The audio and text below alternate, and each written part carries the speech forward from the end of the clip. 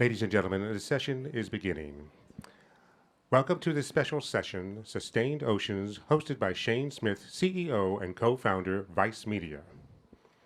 This session is being live streamed at youtube.com/Vice News or vicenews.com.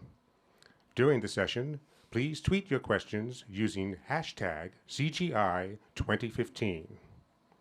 Please silence your mobile devices for the duration of the program.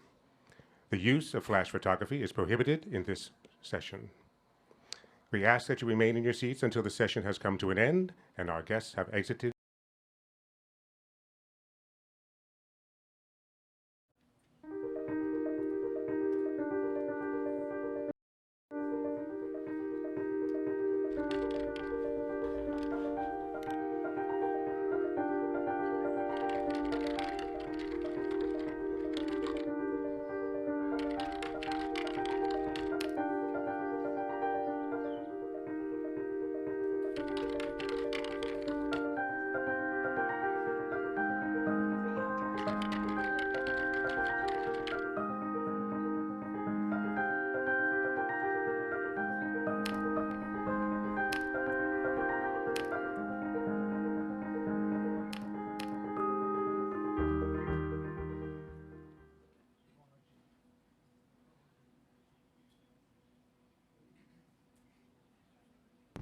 Ladies and gentlemen, please welcome Founding Chairman, Clinton Global Initiative, 42nd President of the United States, President Bill Clinton.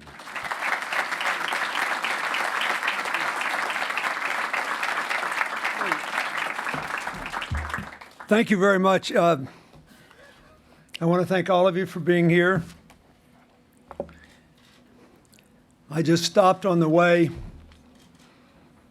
up here to say thanks to Neil deGrasse Tyson, who moderated a plenary right before the lunch hour. Some of you may have seen it, about space travel and one thing and another, and he reminded me that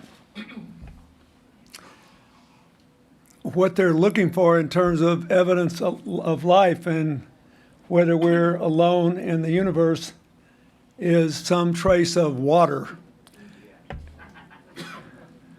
So it would be good if we didn't lose our traces here.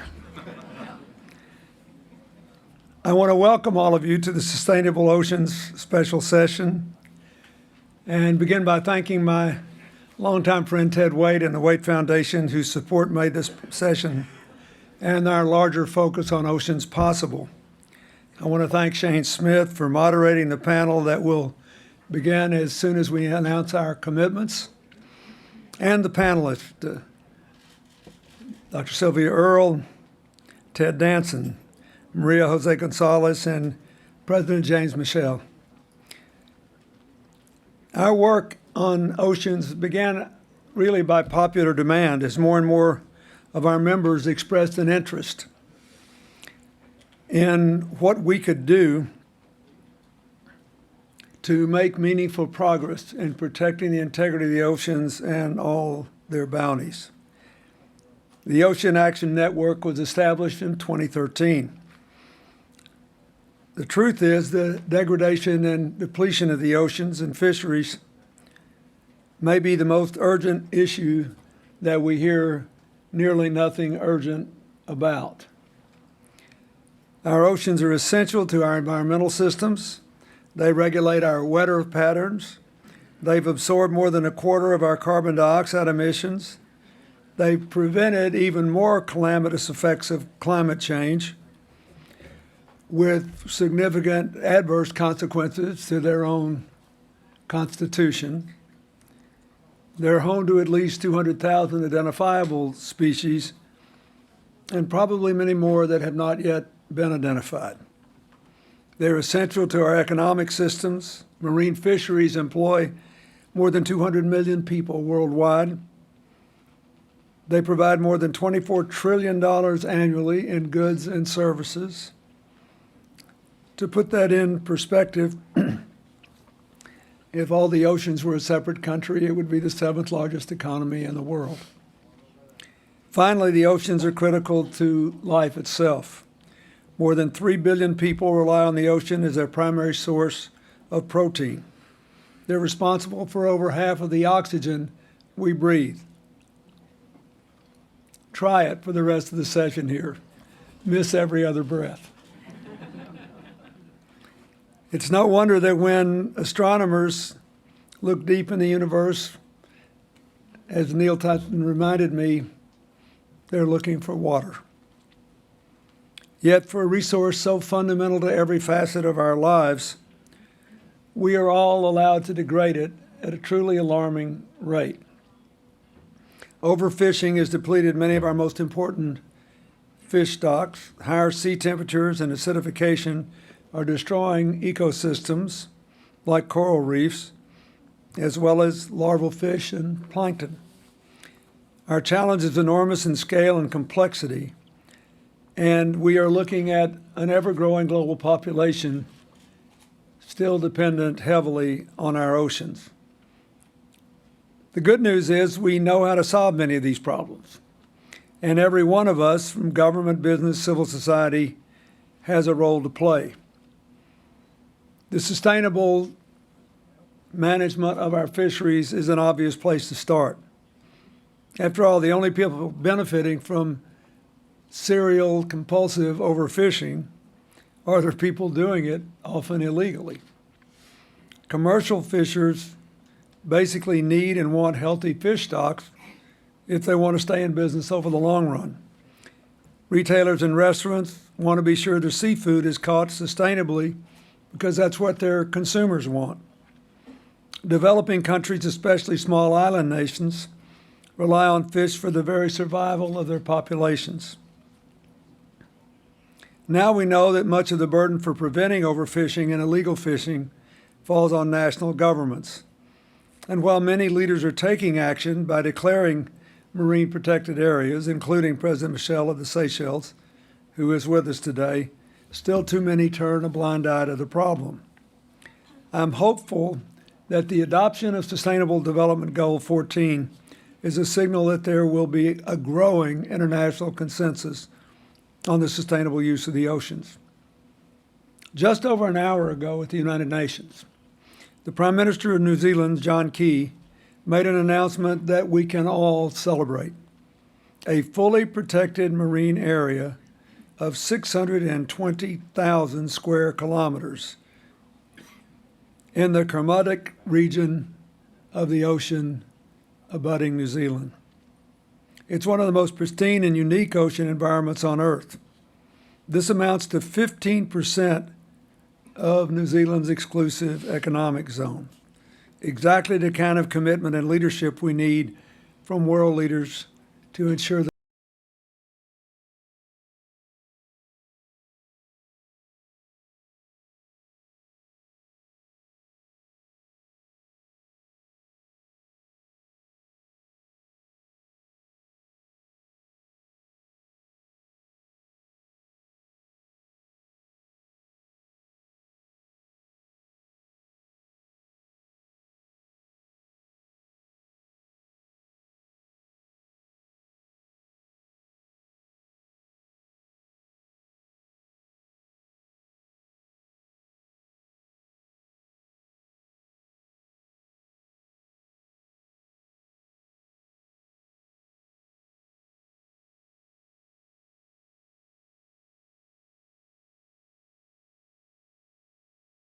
takes the farm.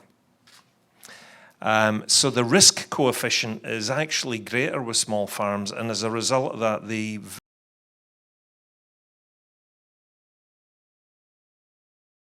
and they help to combat the causes of climate change. One of my favorite CGI commitments ever is a small one that sends a big message. It was made by a remarkable school on Governor's Island in New York City called the Harbor School. It's a public high school with a maritime focus. Every graduate graduates with sufficient credits to be admitted to any public university in New York. but they also had a certification in one of 6 different maritime specialties, so they can all go right to work. The second time I went to the harbor school, I was taken in a boat from Lower Manhattan over to the school, driven by one of the graduates who was 19 years old. His teacher was in the boat with me, and he said, "You know, the rascal's already making 25% more than I do." It's an amazing place. A couple of years ago, they committed to grow 10,000 oysters more per year in New York Harbor, every year for a decade, and to keep working with like-minded schools until they had planted 1 billion oysters in New York Harbor, with the goal not only of training people to do this work, but cleaning up the harbor. And they're well on their way to succeeding. You'll hear a lot more in this panel coming up from other things we can do, and I'm excited about it. But I want to give you 2 examples of the kind of things we can do. One by a commitment maker from GreenWave, another by 6 different commitment makers involving a joint project, and then we'll start the panel. So first, I'd like to ask Brent Smith of GreenWave to come up here. I like this because of what it says, thanks, about the transitions we're going through. You know, they give me this little title, so I'm going to actually read it instead of ad-libbing. Listen to this. Ocean hunters to ocean stewards. 5 new restorative ocean farms. We all know that coral reefs have declined by 40% worldwide in the last few years, and overfishing has literally wiped out 90% of the large fish on the planet. These trends cannot be good in a world where the population is growing and more people are going to live near the water unless we fail to do something about climate change and the ocean levels rise so much they'll be driven somewhere else. We can no longer deny these facts. GreenWave is committing to train 27 new ocean farmers and support 5 new 3D ocean farms in Connecticut, Massachusetts, New York, Rhode Island, and California. The model is 3-dimensional in that it uses the full ocean column from seafloor to surface to grow a variety of plant and animal species without requiring any water, any fertilizer, any pesticide. Because these farms mimic the vibrant ecosystems that once populated the ocean environment before succumbing to the effects of overfishing, they actually will increase biodiversity and produce high yields of sea life and vegetation. Each farm will generate species that will create value in their ecosystems, filtering water and facilitating a habitat for over 100 types of wild marine and bird species. By establishing and supporting this innovative approach, GreenWave will revitalize the livelihoods of the fishers and expand responsible ocean food production. Let's give him a hand.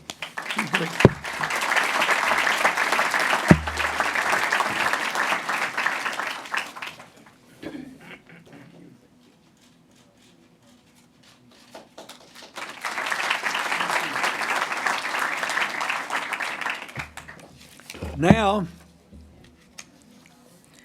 I would like to invite to the stage for the next commitment Tuner Cadonis of Digital Globe, President James Michel of the Seychelles, His Excellency, my longtime friend Ralph González, Mission of St. Vincent and the Grenadines, the leader of the Clinton Climate Initiative, Dimfa van der Lans, Ariana Elizabeth Johnson of the Waite Foundation, and Jeff Rochester of the Nation Conservancy.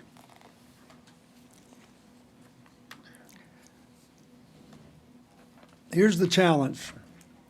Small island developing states contribute little to greenhouse gas emissions, but stand to suffer the greatest and most immediate impacts of climate change.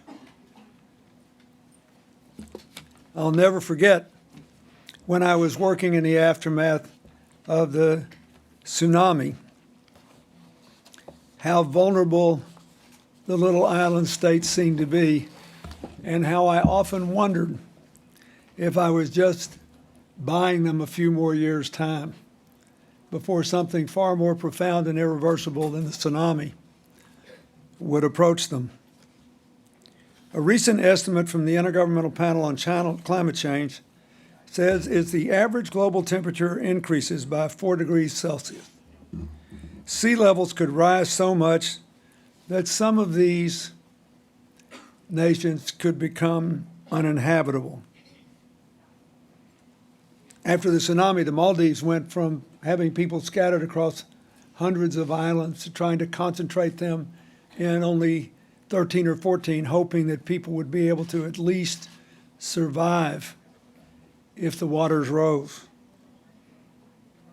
Adaptation and mitigation are very expensive propositions. The best climate and geospatial technology often is prohibitively expensive for many of these nations. So today, Digital Globe, with their partners like Blue Guardians represented here on stage, and including SIDSDOC, Conservation International, Grid Adrenal, the World Bank, and the Global Environmental Facility, are committing to provide the key elements necessary for these states to develop national resilience strategies and to build a pipeline of investment projects to increase coastal resilience. In order to do this, the partners first will provide a suite of geospatial data, planning tools, technical assistance, and financial support to enable these states to design their own strategies. Then they'll raise a $100 million multi-donor trust fund managed by the World Bank and an executive steering committee comprised of SID states by September 2018 that will be made available to implement the strategies. I just have to say, there've been 1,000 times in the last 20 years when I wish somebody else would have done this in some other area. Instead of telling people what they're going to do, they're going to help people decide what they should do. And once they have a plan, they're going to actually raise the money to help implement it. I think that's the common language way I could explain what I just said in different words. Through this commitment, Digital Globe and the Blue Guardians will drive a wave of sustainable development into these economies, increase the resilience of the islands in the face of a changing climate, and hopefully spur others to follow suit. So let's give them a big hand. This is good. Thank you.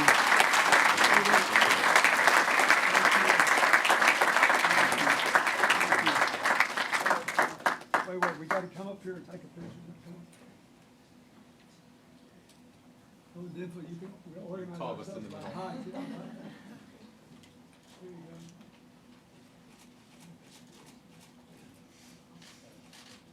Thank you. I'm grateful.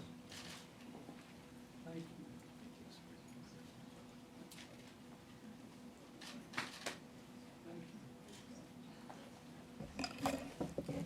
you. Okay, we'll start the panel now. Thank you all for being here. I am delighted we got such a good crowd. Maybe this will no longer be the biggest ignored problem. Let's go.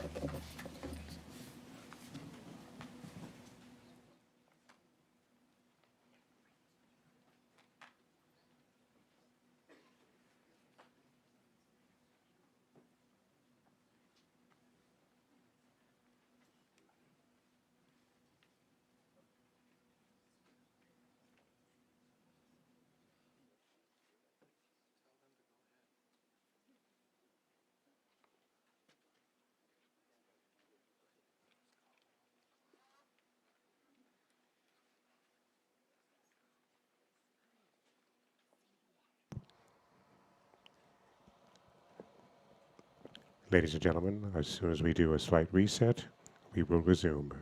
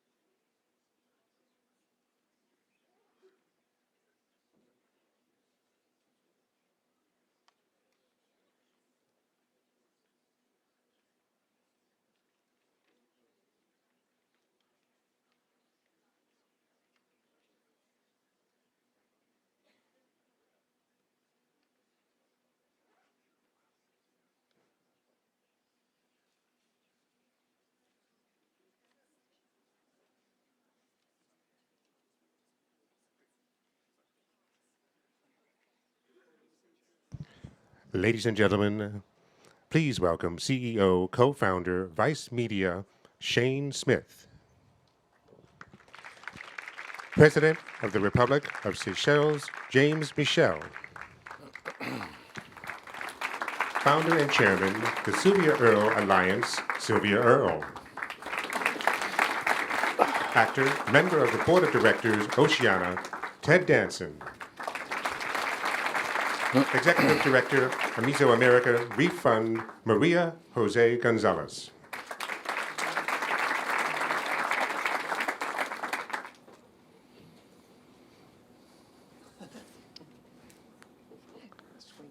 How's everybody doing? You good? Yeah, good. So we were backstage. I have a lot of questions, a lot of research, and when we were backstage, it all went out the window for two reasons. One is the president brought up a lot of the issues in one go. Never follow Bill Clinton. And two is because in talking to you guys, you are sort of a perfect panel to exemplify or personify the multitude of challenges that we have facing oceans, as well as the multitude of solutions. So I thought we'd start out easy and give a question to the group. We can go one by one. What is the single biggest problem facing oceans today? And we could start with you. The biggest problem is really climate change, which is not only affecting the ocean as a whole, but also the small island states and the coastal areas of countries bordering the ocean. The islands of Seychelles are facing that every day, every single day. We are living it. We are seeing the coastal erosion. We are seeing the acidification of corals, coral bleaching. We are seeing the migration of fish. We are also seeing all sorts of happenings which affects the ocean, that is heating up of the ocean, which is affecting also the islands. We are living it, and at the same time, our people who are traditionally depending on fish for a livelihood, and also for the economy of the country, which has developed a lot around fishing, also suffering the effects of climate change. So for the livelihood of the people, it is a big problem. And it is also a problem which is hurting the sea, which is the lifeblood of our blue planet. And as goes Seychelles, so shall go the world, because if you start losing land mass, because of rising oceans, what happens to New York? Of course, definitely. What I'm talking about now is really affecting all the small island states, not only Seychelles, not only the coastal areas, but of course that effect is going to be felt throughout the world. It's going to be felt eventually in larger continents as the effects really spread over the planet itself, which is the sustenance of life. And I know you've done a lot of work on this and are not afraid to be outspoken. So what do you, now I just prompted her, but what do you think? Well, there are a lot of things you can look at and say, these are the big problems, what we're putting into the ocean, including carbon dioxide that is driving acidification as well as warming and resulting sea level rise. You can say it's what we're taking out of the ocean, the oil, the gas, the fish, and now deep sea mining is looming on the horizon. Climate change, of course, is an enormous issue. But the biggest problem, I think, is ignorance. People do not understand why they should care about the ocean. So we lose all the tuna, so what?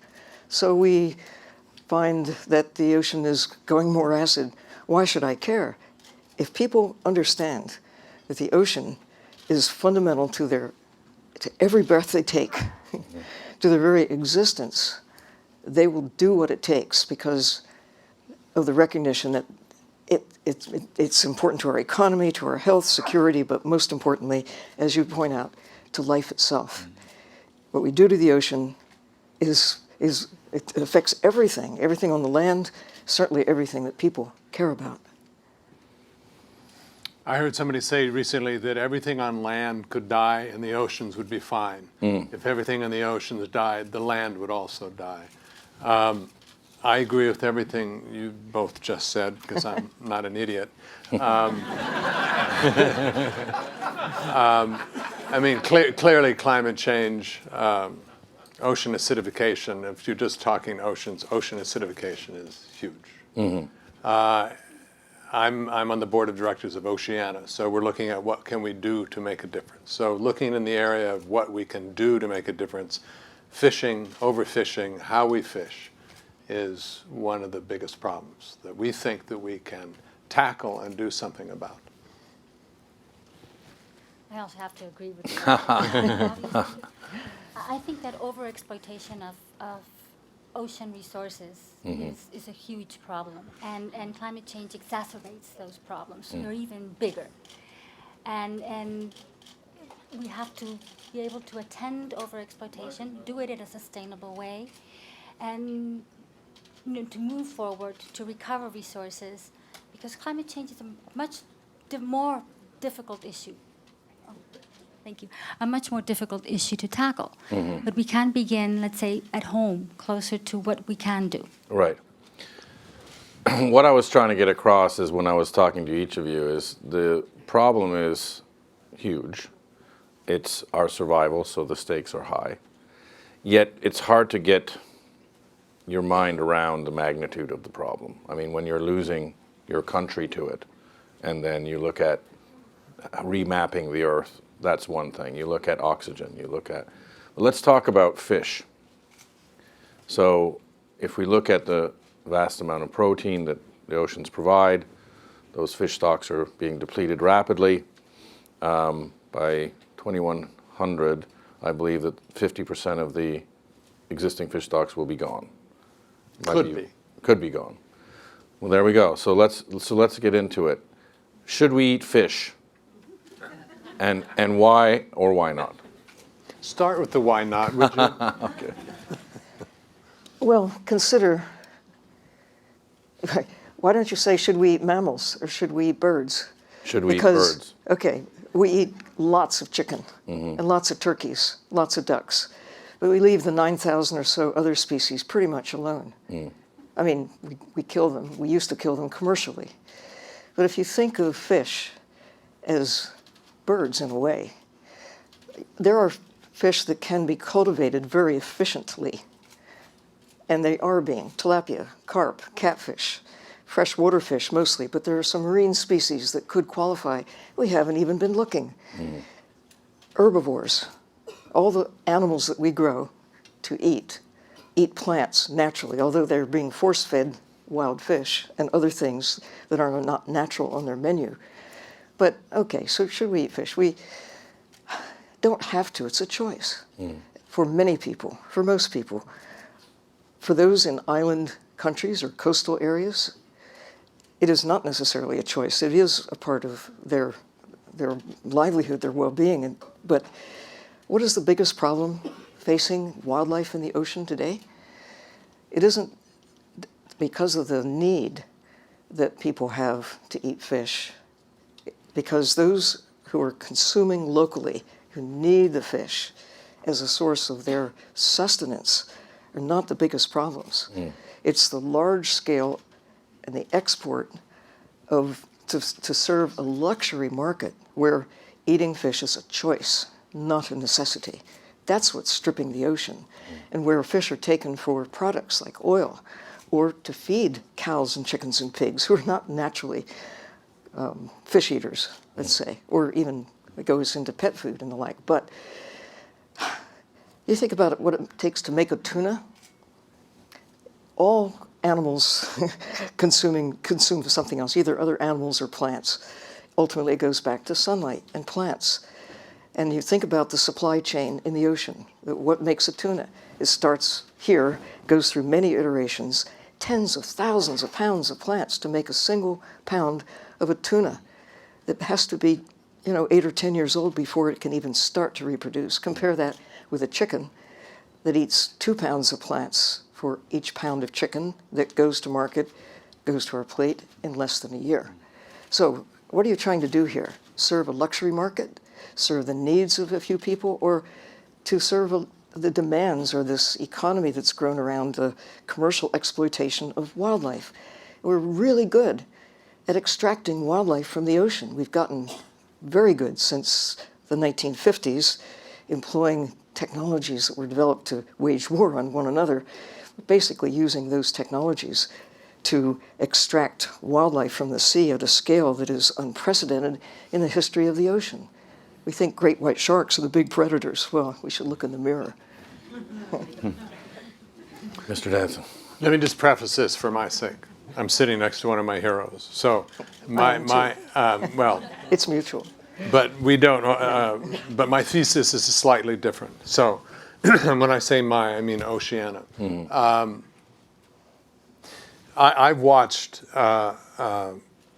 funding or people's interests go from just a very relatively few scientists, people who love geeky things like fish count, some foundations that get it, the big picture, to all of a sudden now people in the public starting to get the idea of saving the oceans, feed the world. All of a sudden, feeding the planet has become a huge issue.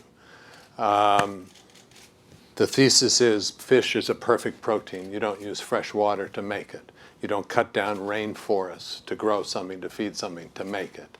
It puts off very little methane, if at all, gas, which animal production on land does. If you care about land and land animals and stress on land, save the oceans. Usually there's a fight on land between biodiversity and feeding people, because you usually wipe something out in forests and rainforests to grow something to feed people. Here, you need to take care of biodiversity to make the oceans healthy and vital so that fish count does go up. And you have to do all the right things for the oceans. You have to deal with pollution. You have to set away areas that are where you don't fish, because when you leave fish alone, they do rebound. You can go country by country working with people in their 200-mile economic zone, and because that's where most of the fisheries are. This is a doable thing, and you could end up, if you do it correctly, and you do these three things. You take care of habitat, you stop bottom trawling to stop ruining the nurseries, you stop bycatch, 30% of the world's fish gets thrown overboard dead or dying, and you set scientific quotas. You could provide 1 billion fish meals a day if you could quantify fish that way, sustainably, at a time when we're about to go to 9 billion people shortly. Does Oceana have case studies Sorry? Do you have case studies that provide examples of? I'm an actor. I'm not a sorry. That's my bailout.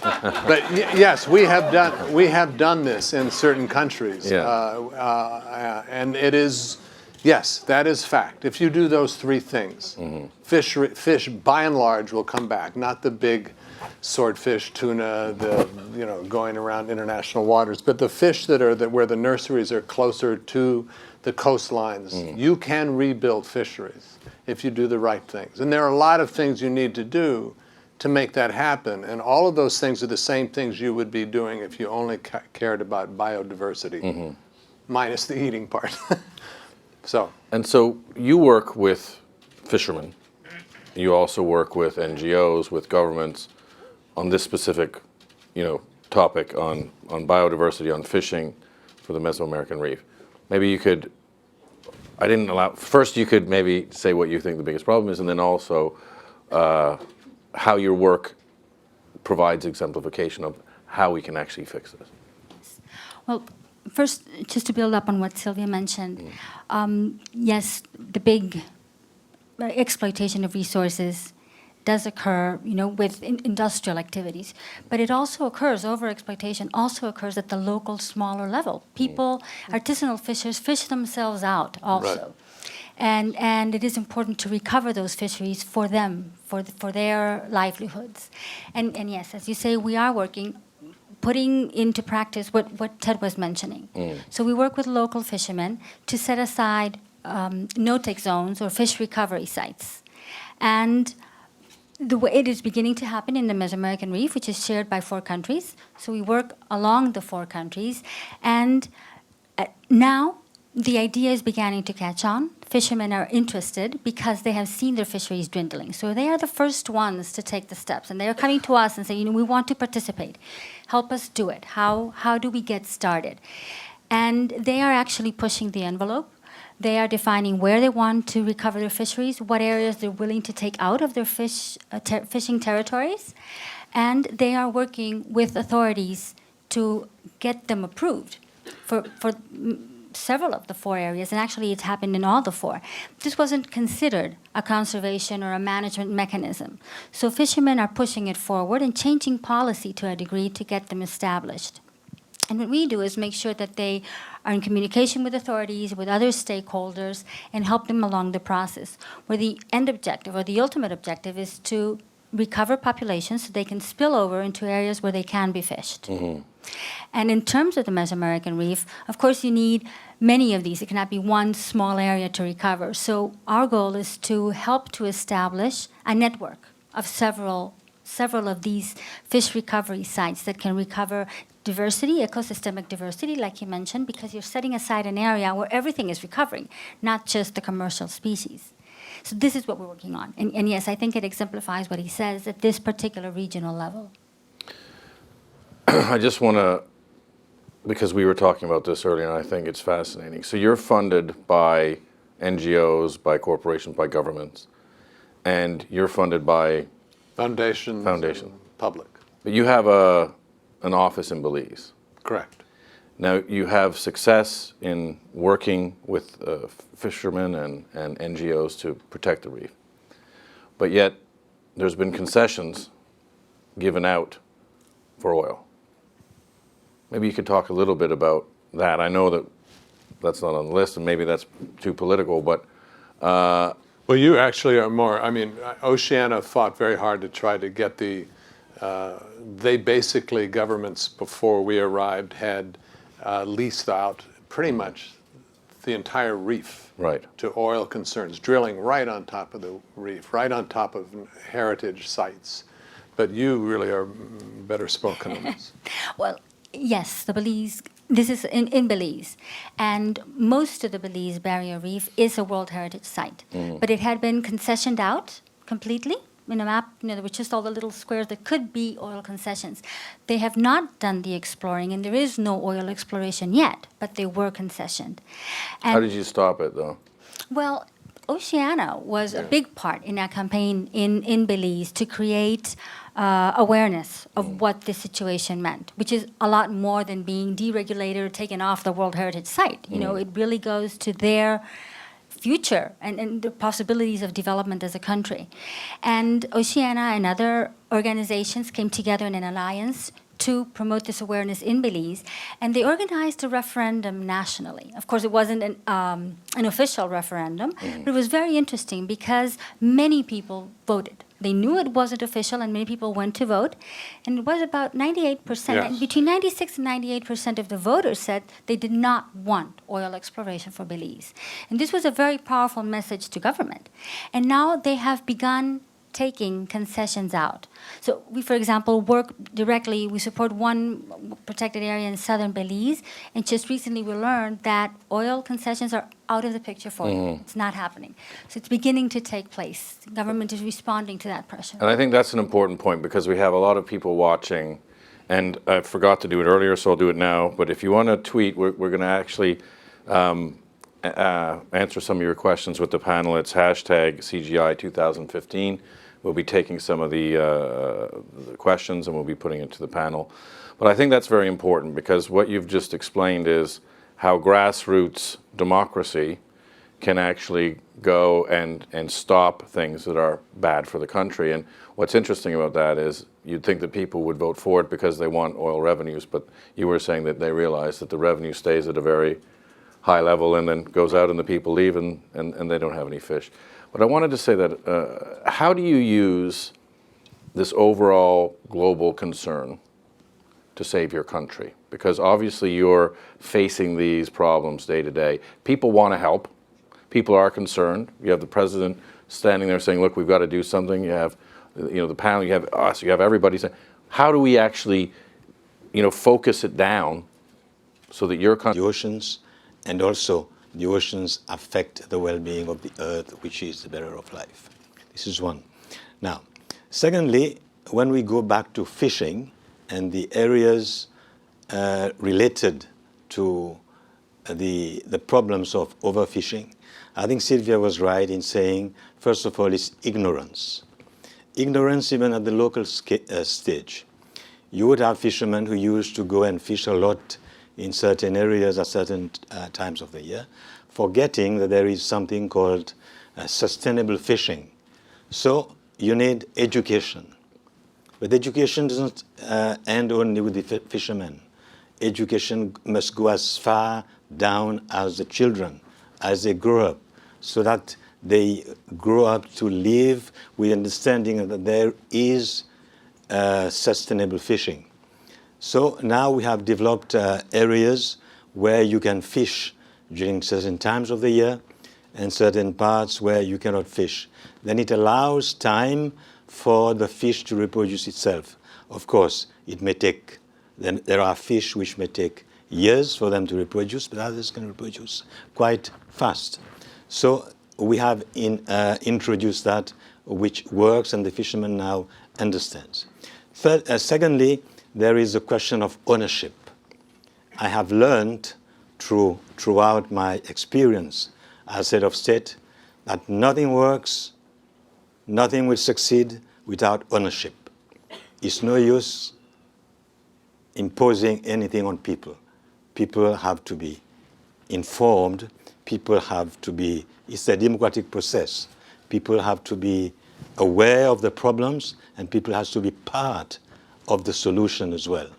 So ownership about your seas, your areas, your fish is important, so that people are engaged and they know that there's a need for for them to conserve the fish. But this relates mainly to coastal fishing, which is used, that is demersal fishing, that is used for the population. But of course, as was mentioned here, you have also the option of fish that you can grow. You can grow fish and then use that for your local population. But this comes on as you get the expertise and also the opportunities to do that. But one big problem is what has happened in the Pacific, it has happened in the Atlantic, that is overfishing. There has been no sustainable fishing. And today the Indian Ocean is the only place where there is no overfishing. And this is why it is so important for us to be able to maintain that, so that then it can be allowed to be followed in other parts, perhaps allow fishing to reinstate its state that it was in the past. For example, now we have purseaners. Purseaners are really destroyers. They destroy the whole ecosystem of the ocean. So slowly there must be, although more than 5 million people live on fish food today, there must be a way for us to move away from purseaners to line fishing, which is more selective. And this is what we are trying to do, to move more from purseaning, which is not from Seychelles, but licensed, of course, for need of getting resources to run your country, from Europe, which do purseaning in Seychelles, paying a license. But we're trying to limit that and now increase on line fishing, which is more selective and ensures that you retain your fish stocks. We've gone further than that. We waited for the climate change Green Fund, which remain mostly pledges. No money has come in yet. But we could not just wait there and see for the money to come in, money that perhaps will never come in. So we went for something innovative. We went to the Paris Club. We said, okay, forgive us some of our debts, which is about 30%, and we'll use that money to use it as projects to mitigate the effects of climate change and to build resilience for climate change. And this has been agreed. It's the first in the world, which perhaps can be used as a model for other countries. So the Paris Club forgave us 30% of our debts, which is now in a fund being co-sponsored by Nature Conservancy of the United States and also by two other conservative agencies. One is WAIT and the other one is Ocean 5. So now this has created a fund for climate change and relieved us from having to get the foreign exchange to pay for that. And that will make a reserve of 30% of our exclusive economic zone. So some of these unique countries, islands in the world. We're going a bit further now.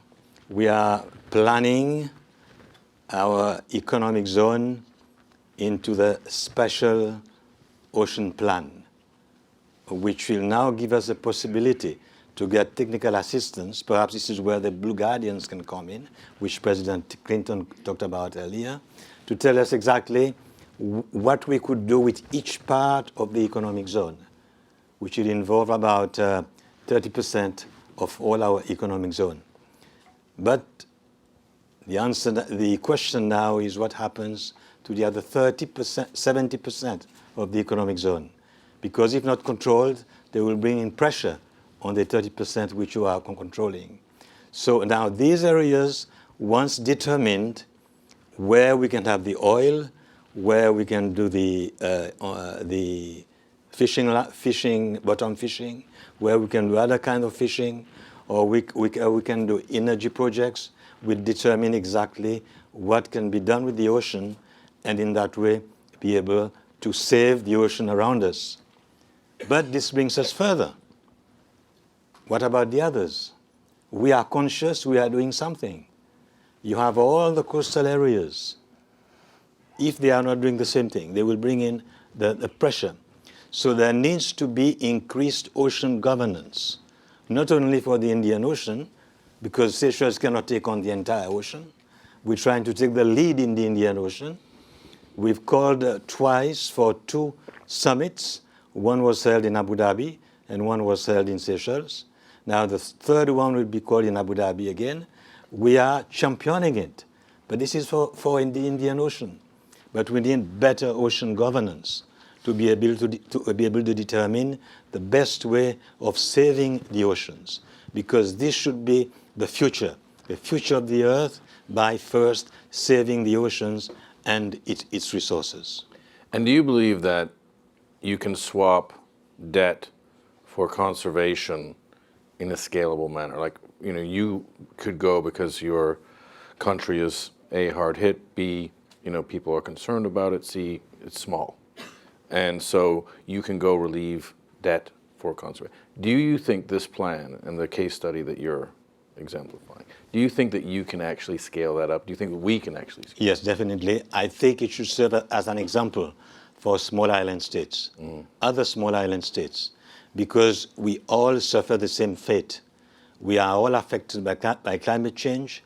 We are all hampered by huge debts, not of our own making, but because of our specificities, because of our vulnerabilities. We are very vulnerable. For example, if there is a crisis in Europe, we are hit. About 70% of our foreign exchange earnings come from marine-related tourism. So if there is a problem in Europe or other countries where we get our tourists is affected, it's going to affect us. So we are vulnerable in that sense, and in many other ways. You have the tsunamis, which is also a vulnerability possibility for the islands. So it is a formula that can be adapted by other island states. And this will help them to be able to mitigate the effects of climate change and relieve them from debts that can be used to build resilience in the face of climate change. Let's stay on economics. Rio, 2012, blue economics. That was the catchphrase, and it's now 2015. Where are we? What happened? What, you know, between 2012 and now, and where are we going? 2012, the headline was, "What is the future we want?" What's the future from where we are now? Where do we want to go? And we do have a choice. We can continue to take, and become ever more indebted to the ocean for the goods that we have extracted that have an accounting base of 0. A fish swimming in the ocean, what's it worth? 0 on the books until it's dead. And then it's not free anymore. It has a value by our accounting. we just have to think differently. There's no free lunch. There isn't. The air is not free. The ocean is not just there for us to take without some accounting for it. So glad you put it on that basis. Accounting for nature is one of the big gaps in success of getting to where we are now, to where we have to understand that Earth is a miracle. And there, you can look at night at the stars, and they're all really unfriendly. Ask Neil deGrasse Tyson. You know, where are we going to go? First, find the water. Well, there's water out there, but life, it's life in the ocean that makes Earth a functioning place. It's not just rocks and water, although those are vital starting ingredients.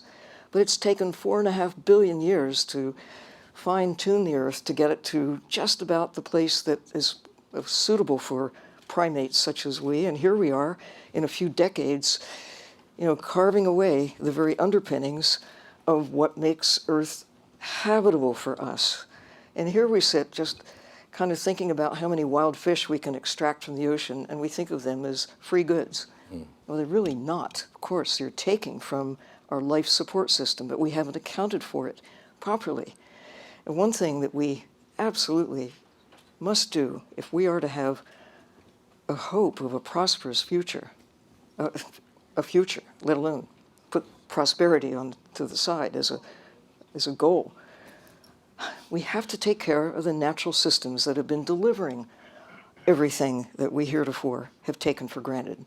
The oxygen in the atmosphere, the nitrogen cycle, the supply chain of whatever it is that makes Earth a place in all of the universe where we can do the things that people care about, and to realize that there are a lot of other smart creatures on Earth, not just humans.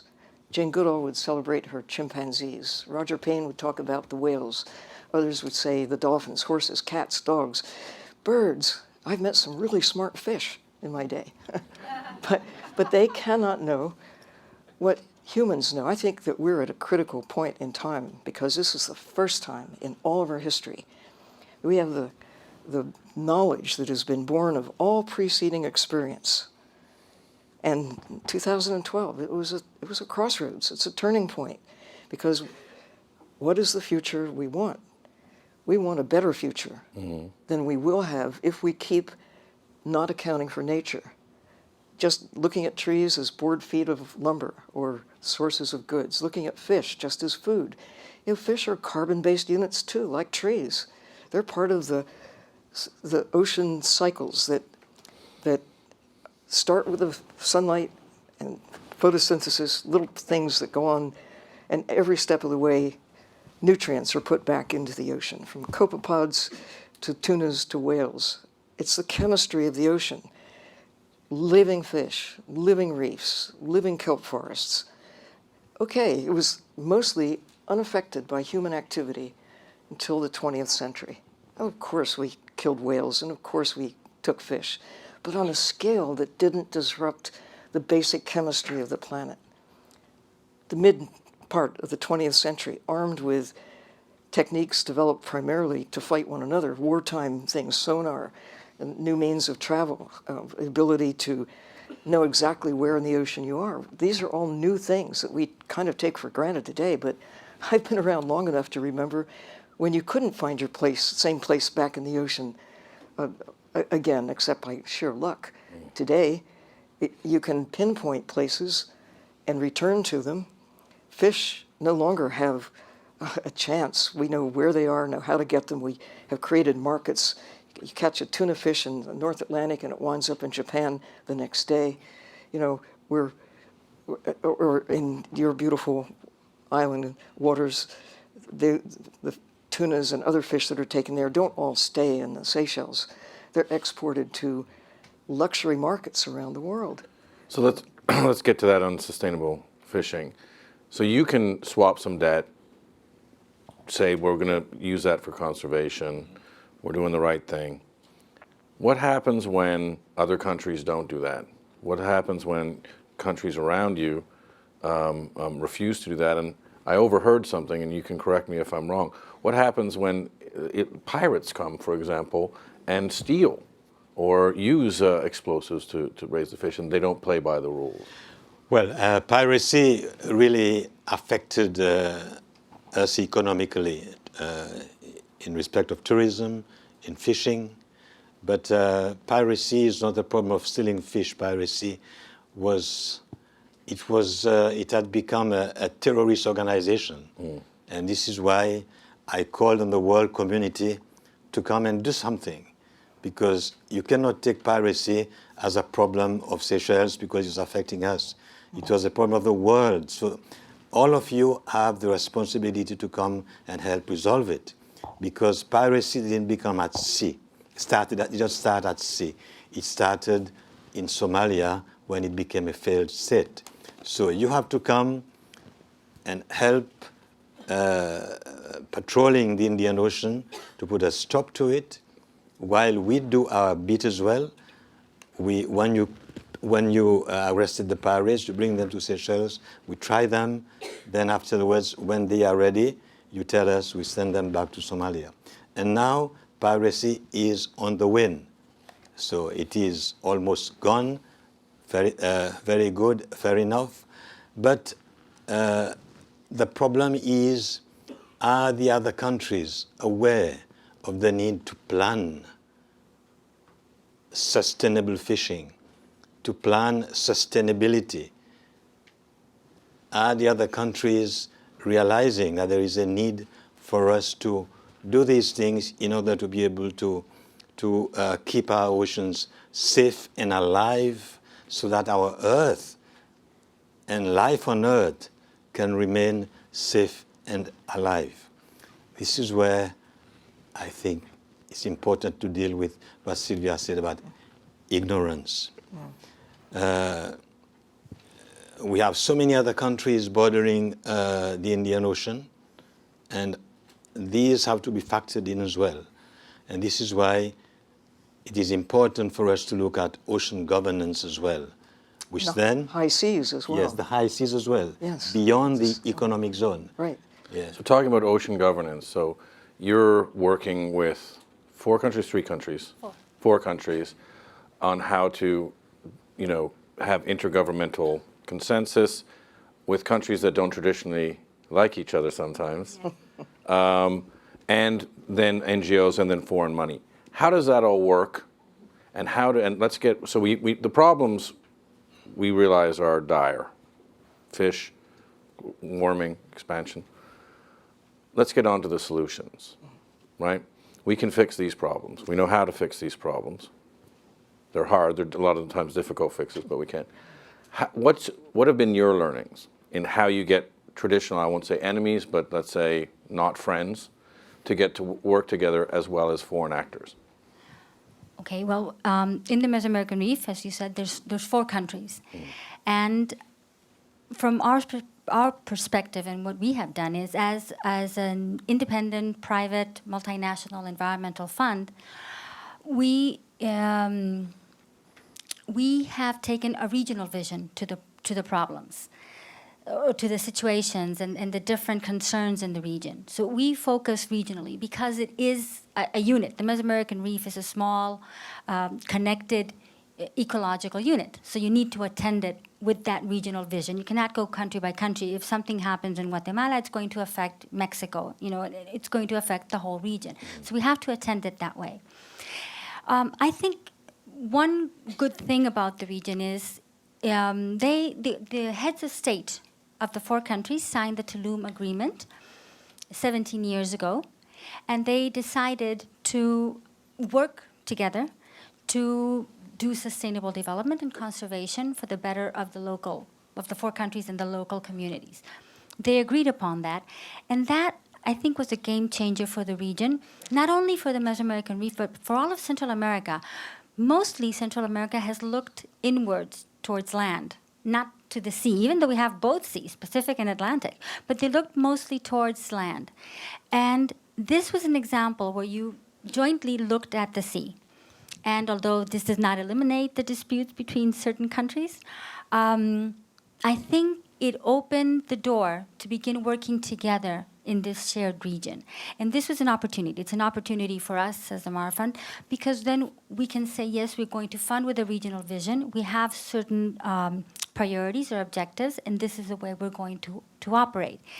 And the countries have come to realize that, yes, we can do it. We can operate independently, sort of neutral. And so it has been an opportunity for us, to operate with that regional vision without going country by country. Again, I think the fact that they signed this Tulum agreement previously was that opening of a door in this particular region, and that was good. And you were wanting to say that? I think we have already expressed agreement on at least one thing, and that is the importance of having areas in the ocean that are safe havens for the life that is there, whether it's Aldabra as a safe haven of areas where you just let the ocean be the ocean and all the life that is there, that can serve as a source of renewal for depleted areas, centers of biodiversity, but whatever it is, they're all cause for hope that we can recover from the downhill slide that we've seen. Nearly half the coral reefs gone or in a state of decline. And as President Clinton pointed out, 90% of big fish and a lot of the little ones too. And we've done it in half a century. We look in the mirror. Why is this happening? Look in the mirror. You can say it's climate change. Well, look in the mirror. Where did that come from? What we can do to give back, something proactive that all of us can get behind, whether it's on a local, regional, national, and international through the United Nations with governance policies that acknowledge the importance of maintaining the integrity of the ocean, restoring the depleted wildlife that has been so aggressively taken down in the last few decades. And let's get with it. I mean, you go back 10 years, the amount of fully protected area of the ocean was so small, you had to put a decimal point in front of the number. It's like 0.01%. It was really safe for fish to swim, and lobsters and shrimp and all the other stuff. Today, I mean, like, yes, 1% of the ocean, and maybe thanks to New Zealand, you can make it a little more than 1% of the ocean is now, we acknowledge humanity, all of us, we get behind the concept. Let's identify those areas. National Geographic identifies pristine seas, 20 areas. I mean, hope spots, there are more than 100 places that people are beginning to nominate to say, we want to do what it takes to give back to the ocean, save ourselves by restoring health to the ocean. And that's a very positive, common theme, I think, that we can say this is a solution. So just to further that point, hope spots, debt for conservation, your Oceana, your group has done 1 million square miles or secured 1 million square miles From bottom trawling. From bottom trawling. Right. Yes. So how do you scale that to 100 million? How do we, because everyone's going to say, great, I get it, I'm in. Great, we have some case studies. We've secured 1 million square miles from bottom trawling. How do you scale that? You go, in our case, country by country. You go to Belize, and the solution there was we bought their 2 bottom trawlers, took them out of commission.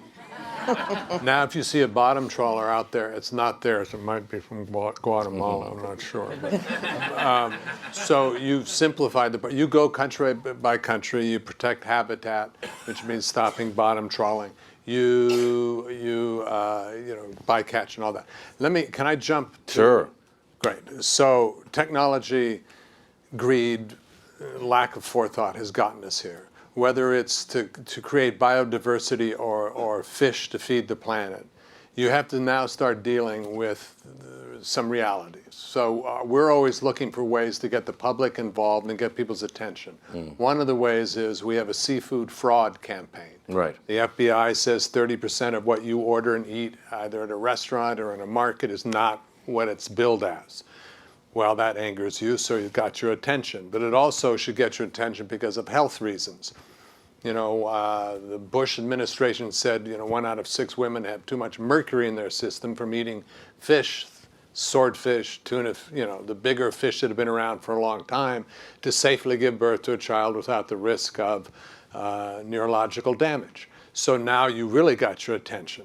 But then how do you know where that fish came from if there's seafood fraud? Okay, so you now need traceability from boat to plate. So that's another thing. Then you go, and this is kind of the exciting part where I feel hopeful that the technology that we're still trying to grasp, is it God or this Satan?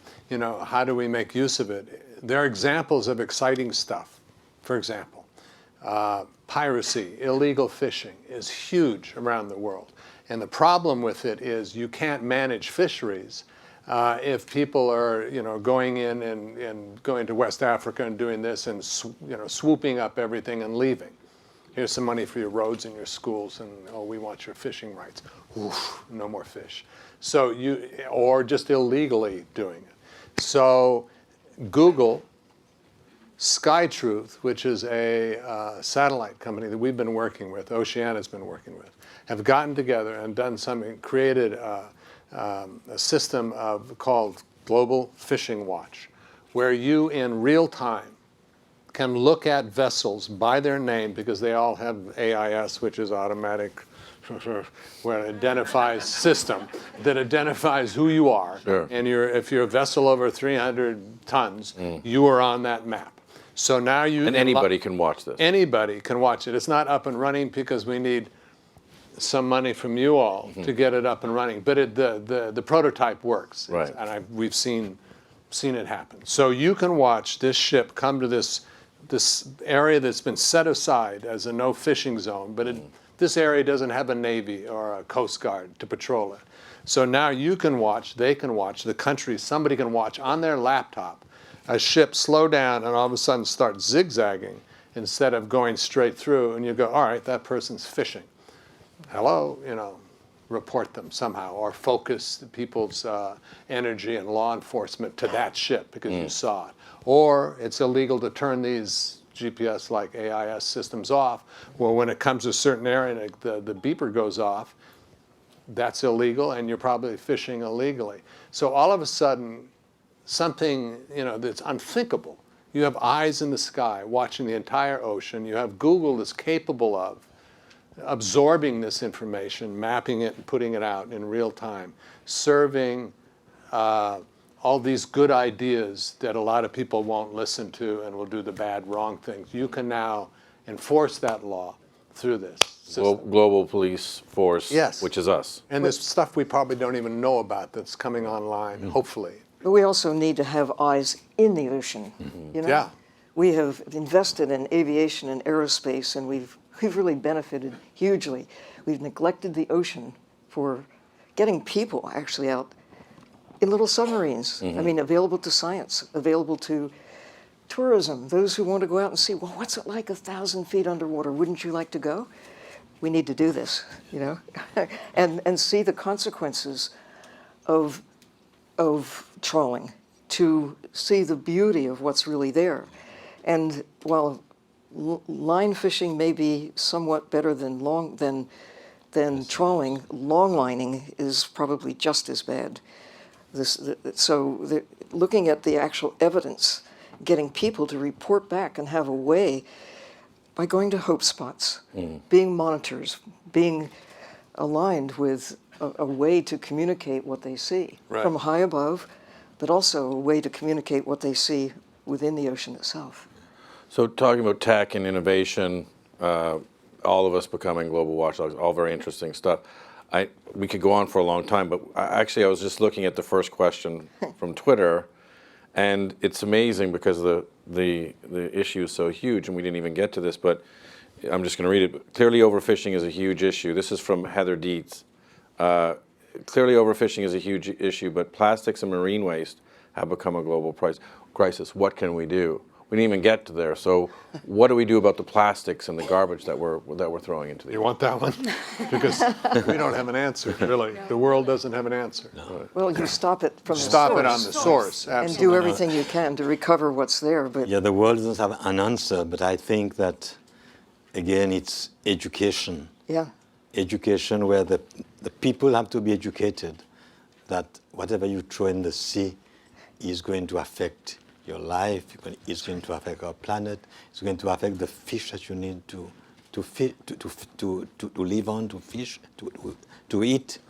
So I think it is education. And education, you have to start with the very young. As they grow up, they will understand. But at the same time, create awareness. Awareness is important so that you can stop it. But education. I know it can't be done in a day or two. It will take time, but it's the only way. It's sometimes these rubbish end up on your shores, and you have to clean your shores and remove them when it comes from very, very far away. It is a problem, yeah. Yeah, plastics are scary because they're breaking down to the point where the bottom of the food chain is ingesting it. Even at the molecular Yeah, level. yeah. So But so, if you had something to say. I was just going to say that this is an opportunity then also, I think, to involve industries that produce these plastics and packaging material, et cetera. That's what ends up at the sea. And maybe, think of an alternative way to package, to produce plastics or to not produce them, or so to avoid that. To actually avoid getting more into the sea is possibly one of the ways to begin attending that at the global You're level. right. In Seychelles, we have recently banned importation of plastics. It's a return to sender. Yeah, but other countries are doing it. Perhaps it's a beginning, and others have to follow suit. Yeah, because I think education is always great, but it takes a long time. Yes. This is an immediate problem now. How do we stop that? Banning is one way. There's other economic incentives. I want to take it. Kids are pretty smart. Yeah. I've talked to 7th graders who I say, and ocean acidification. They're going, I know. And I'm going, what? I just heard about this. But they have a hard time putting pressure on Congress, though. They did pretty good with cigarettes, so maybe kids could ban plastic. There we go. That whoever's watching, get your kids to ban plastic. Okay, so Lindsay James, she sums it up. I mean, here we go. These problems are truly daunting. What fuels your optimism for the future? How can we fix all of these daunting problems? We'll start with you. This sounds frivolous, but my new hopeful thought is, and then we die. So why not? Sure. Why not go for it? I mean, Yeah. you're not going to win a prize if we save the oceans. We don't get immortality or something. So give it your best shot. And if you're not hopeful, if you don't have a light heart, yes, these are huge, huge, vast problems. But if you don't have joy in your heart and a lightness, you're not going to do any good. You're going to burn out. You're going to move on. You're going to get overwhelmed. I really think you need to go to the ocean, watch a sunset, go diving. Go diving, yes. with What do you Sylvia, say to people? and recognize the joy you have for the oceans, because it's out of sight, out of mind for so many. Well, what do you say to people? So there's let's do something to fix this problem. Let's go out there. You're an actor. You don't need to do this. You're going out there because you believe in it. What do you say to people who not only don't do anything, but actively deny that any of these things are problems? I serve them a big piece of swordfish, hoping the mercury will take them out. Can I say something on that as the last part? We need to have a dialogue with the ocean. We need to see with the ocean, discuss and see what you can take from the ocean to be able to sustain yourself and live, and what you have to leave with the ocean for the ocean to be able to continue to generate life for our planet. It's a dialogue. In our islands, we seem to be able to talk to the ocean, to dialogue with the ocean, and we seem to be together and understand one another.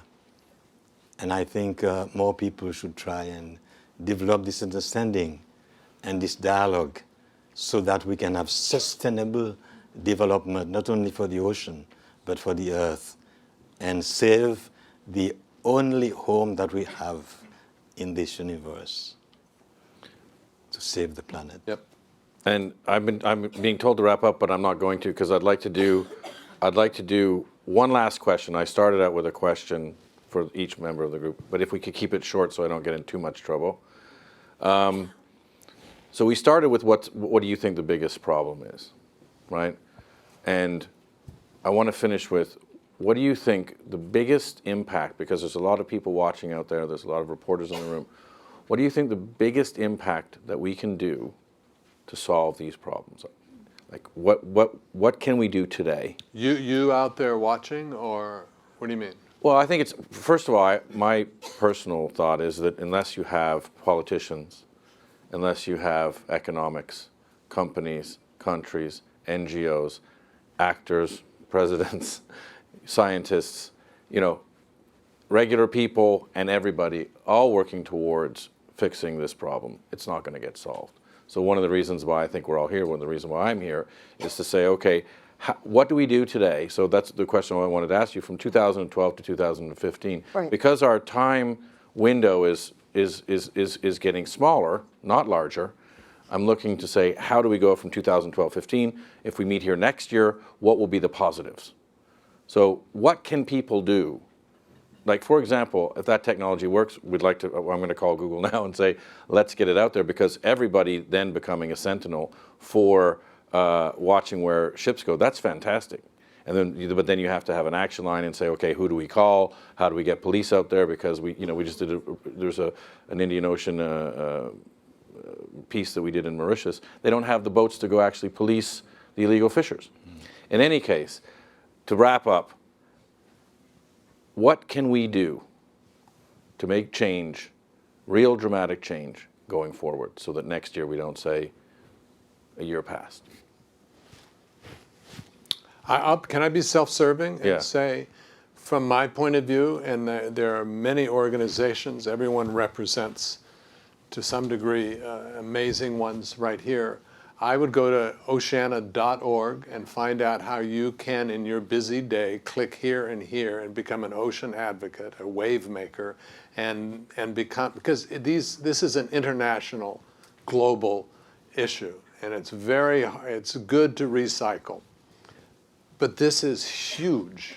So work with people who are dealing with this on a global level, because I think that's the only way that you will be able to make a huge difference. Become an ocean activist. You have to, and it's for selfish, greedy, self-serving reasons. I wouldn't say greedy, but Well, no, but I mean, I hate stupid greed. It's greedy, it's stupid to wipe out the resource that nurtures you. Yeah. That's stupid greed. Sorry. I think a lot can be done at the community level, from small, and then have good results, and then grow them and share them and have other communities take that up. So if that can be done, if people can support at that small level, that can make a huge difference in the lives of a community, and others can learn from that, and that takes on. And I've seen good results come from that. Beginning small, you can really have huge results. So I think that is another way. Great. Absolutely. Go ahead. I think we need commitment from governments. Hear, hear. Governments needs to be committed to achieve these ideals. And then you need also to have people understanding the need for these things to happen. You need to create awareness. And once awareness is created, then people take ownership of it. And this is the way forward. going into an election cycle, always important. Get out there, force the policy. So hold up the mirror. Ask who you are, what your talents are. Are you a kid? Boy, do you have power over the people around you. Kid letters really rock. And they do. Yeah. If you're a mom or dad, or if you're a CEO, or if you're a president of a country, you have magnified power, and you have come along at this incredible point in time that has never been possible before. Jackson Browne sings, "If I could be born anywhere in time, it would be now." Lots of good reasons for this, but we are the beneficiaries of all of the brain trust that those who have gone before us to give us this perspective, including a view of Earth from space, a view of Earth even from the deepest parts of the ocean. We need to do much more to explore the ocean. We're so good at taking, but we're not very good yet at understanding the ocean. I mean, 90% of it has never been seen at all. I mean, we're really good at extracting, but getting ourselves down there to enjoy it and understand it, to make the connections between the deep sea creatures and those who live in Chicago or in the Seychelles or in South America, whatever it is, there are connections. We're all in this together. Yes. And Which is a Pope-like thought. well, Seriously. okay. No, it is. It's a spiritual. It's what you're talking about is It's spirituality. the Pope of hope. Yeah. I'd just like to say that I was told these two are going to go at it, and Oh, we do. and but- you're just holding but- hands, so but- that's beautiful. But I do have to. I'm going to get in trouble. Okay, with it. but the thing is, if this is the moment as never before, and the thing is to realize, whoever you are, as never again.